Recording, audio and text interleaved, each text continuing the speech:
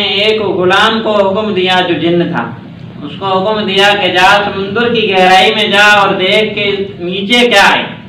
تو ایک جن جو تھا آپ کا غلام تھا، اس نے ساری طاقت کے ساتھ ایک غوطہ لگایا تو سمندر کی تہہ تک نہ جا پایا، واپس آ گیا، عرض کرنے لگا یا نبی اللہ مجھے نیچے کچھ نہیں ملا کہ کیا ہے۔ آپ نے ایک اور جن کو حکم دیا کہ جا، اس نے اس سے زیادہ دگنی گہرائی میں غوطہ لگایا، یعنی اس نے جو پہلے نے جتنی طاقت لگائی دوسرے نے اس سے بھی زیادہ طاقت لگا کر غوطہ لگایا تو وہ بھی واپس آ گیا اور کہنے لگا کہ مجھے بھی کچھ نہیں ملا۔ تو اب حضرت سیدنا سلیمان علیہ السلام نے اپنے ایک وزیر کی طرف دیکھا جس کا نام تھا آصف بن برقیہ۔ حضرت آصف بن برقیہ کی اتنی طاقت تھی کہ آپ نے آنکھ جھپکنے سے پہلے ملکہ بلقیس کا تخت آپ کے قدموں میں لا کر رکھ دیا تھا۔ یہ وہ وزیر تھا، یہ وہ غلام تھا۔ آپ نے اس کی طرف اشارہ کیا تو اس نے دیکھتے ہی دیکھتے سمندر میں غوطہ لگا لیا اور نیچے گیا تو ایک سمندر سے ایک محل اٹھا کر باہر لے آیا، سمندری گنبد باہر لے آیا۔ تو حضرت سیدنا سلیمان علیہ السلام نے دیکھا کہ اس میں 4 دروازے لگے ہوئے ہیں، اس محل میں 4 دروازے لگے ہوئے ہیں جو چاروں کے چاروں کھلے ہوئے ہیں اور ایک نوجوان آدمی اس میں نماز پڑھ رہا ہے۔ اور حیرت کی بات یہ ہے کہ سمندر کے بیچوں بیچ سے وہ جو محل اٹھا کر لایا گیا پانی کا ایک قطرہ بھی اندر نہیں گیا۔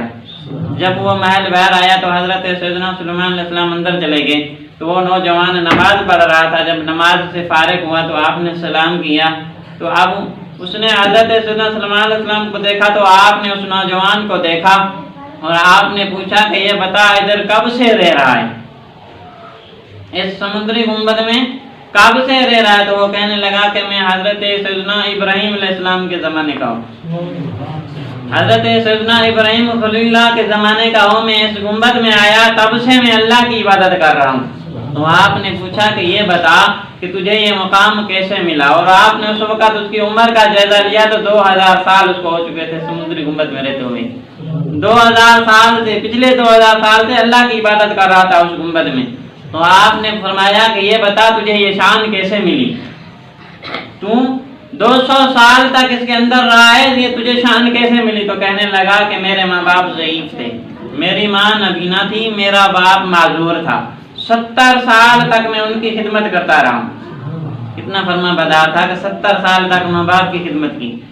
کہتا ہے کہ 70 سال تک میں اپنے ماں باپ کی خدمت کرتا رہا ہوں۔ جب میری ماں کا آخری وقت آیا نا، آخری انتقال ہونے والا تھا اس کا، تو دعا دی اس نے دعا یہ دی کہ یا اللہ میرے بیٹے کو درازی عمر بالخیر عطا فرما، یعنی اس کو عمر بھی لمبی عطا فرما اور اس میں بھی آسانیاں ہو، یعنی قدم قدم پر آسانیاں ہو، خیر ہی خیر ہو، بھلائی بھلائی ہو، کبھی مشکل نہ آئے۔ ماں تو ماں ہوتی ہے نا۔ اس نے یہ دعا دی تو کہتا ہے کہ جب باپ کا انتقال ہوا، جب ماں تو فوت ہو گئی، کہتا ہے کہ اب باپ کی باری آئی، جب اس کا انتقال ہونے لگا تو اس نے دعا دی یا اللہ میرے بیٹے کو عبادت کی ایسی لذت نصیب فرما، یہ میرا بیٹا ایسی جگہ پر تیری عبادت کرے جہاں تک شیطان بھی نہ جا سکے، میرے بیٹے کو وہ جگہ نصیب کرنا عبادت کے لیے جہاں تک شیطان کی بھی پرواز نہ ہو۔ تو وہ کہتا ہے کہ جب باپ نے یہ دعا دی، اب اس کا انتقال ہو گیا، اب میں دفن کرنے کے بعد جب آ رہا تھا تو سمندر کے کنارے آیا تو ایک محل نظر آیا۔ میں جب اس میں گیا تو اللہ کے حکم سے ایک فرشتے نے وہ محل اٹھایا اور سمندر کی تہہ میں رکھ دیا۔ تب سے لے کر آج تک میں عبادت کرتا رہا ہوں، مجھے کچھ پتا نہیں کہ بہر کیا ہوا کیا نہیں ہوا۔ 200 سال تک، وہ 2000 سال تک اس محل کے اندر رہا، اللہ کی عبادت کرتا رہا، لیکن 70 سال تک ماں کی خدمت کی، باپ کی خدمت کی، تو ماں باپ نے یہ دعا دی، دونوں دعائیں قبول ہوئی۔ ماں نے